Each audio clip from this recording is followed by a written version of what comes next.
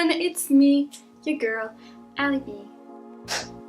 Back at it again with another video. I know it's back to school season and I really want to do a back to school video, but I have all these other great video ideas that I want to get out as soon as possible, and I don't have an idea yet for back to school, so I don't know what to do. If you know me, you know that I love organizing. I love having a perfect organization, having everything ready, clean. That just makes me so happy. It just gives me peace, you know? The other day, I just randomly started to reorganize my makeup drawers, and I happened to make some DIYs for myself that I want to use for my drawers. And I thought I'd turn it into a video and show you guys how to make your own makeup storage. So we're jumping right into the first DIY, which is making our own tissue box. So as you can see, I had this container lying around in my house, you know, can't talk. Anyway, and it kind of looked like a tissue box to me, and I wanted a tissue box, so I was like, let me just turn it into a tissue box. So what I did is I took toilet paper and I folded it, as you can see on the screen here. Basically, I always folded them in half while the pieces were intertwining inside each other, if that makes sense. It's probably best if you just watch the video and then you'll know what to do. But my point is, you're gonna fold it, but then you're gonna come across the problem and realize that it does not fit. So what I did is after every couple of folds, I always trimmed off a little bit, continued folding, trimmed some off, continued folding, blah, blah, blah, you know, until you had a nice stack. And then I just put that into my container, as you can see, and it kind of already looks like a tissue box already, right? So now I just put the lid on top and I kind of threaded that top piece through the hole and then pressed down the lid, and wha-bam, you have a mini tissue box. So you can just pull out a tissue and boom, it works just like a tissue box, right? Genius, I know, I got so excited when I made that. And I'm just putting it here in my top drawer because that's where I usually need tissues, and now I have some. So I hate storing my brushes on top of my vanity because they get all dirty. So what I did is I found this piece of cardboard that I got actually when I ordered a Natasha Denona package, and I spray painted it. Also shout out to my Instagram, haha. And then I just put it in my drawer. It was that simple. I literally spray painted a piece of cardboard and put it in my drawer. Obviously I cut it to size, but the point is I wanted these ridges because that way I could lay out my brushes in a drawer, because I had them in one container for a while and it was so hard to find them because they were always lying on top of each other. And this way everything's laid out nicely and you can just grab whatever brush you need. And I'm so excited about it, so I want to share it in this video. Yeah, that's that.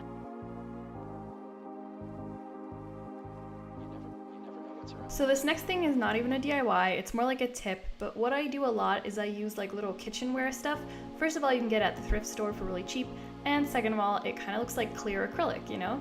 So what I did in one of these little pots is I put my Q-tips, and in the other one I put some little cotton pads, and well bam, you got yourself some storage. This next DIY was inspired by having some tragic extra space in your drawers, because when I'm organizing, I always have these awkward little sections on the side that are just empty, so I decided to make my own storage that was customized to fit nicely. So what I did is I took some foam board and I cut out my pieces with this little saw, super easy. Here are all the pieces that I cut out. I would give you the measurements, but I feel like everyone's drawers are different, so if I just give you my measurements, it won't help you much. So measure your drawer out before and then cut out the pieces. So what I did next is I took some clear washi tape and added that around the edges just because it makes it look a little bit more clean, a little bit more perfect, not so homemade, if that makes sense, because sometimes the edges of foam board can get a little crazy. So to assemble everything, I took little needle pins from sewing and I literally just stuck them through the foam and it holds so nicely. So first I applied these two sides here, and then I did the other sides, once again, just using some needle pins and sticking them through the board, and it was pretty sturdy, honestly. I didn't even need any glue.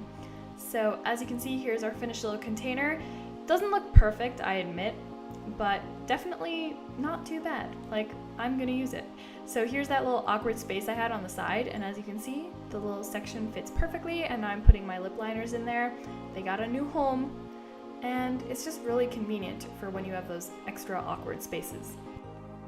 Next thing we're gonna do is move on to skincare, and we're gonna store it in our fridge. I was inspired because I saw this video from Amy Serrano, I hope I'm pronouncing that right, where she has a little mini skincare fridge. What? I want a little mini skincare fridge. I've been on eBay looking up little mini fridges that I can keep in my room, But for now, I'm just gonna keep it in our regular fridge. So what I did is I took a box and I added some masks to the box because first of all, they will be more cooling, more effective, and also depuff, and also they will last longer because, I don't know, when things are stored in the cold, they just last longer. Probably some sort of science going on that I don't know about, but anyway. Oh, there's my dog. She wanted to say hi, or more like I forced her, but you know what I mean. So I also put some sheet masks in there, as you can see, and I also put oil in my box because oils can go rancid pretty fast, and I don't want that to happen to my skincare oils, so I put them in the box as well. Next, I put in some natural skincare, first of all, because that way it lasts longer, and second of all, they both are like a gel consistency, so they will kind of be able to, you know, kind of depuff your face when you apply it because it's cool. So yeah. The next thing I put in is some eye cream because again, it'll like depuff your under eyes faster. And then I also put in some sprays because again, it'll just feel nice to like spray some cool spray on your face, right? So here I'm putting the box in the fridge.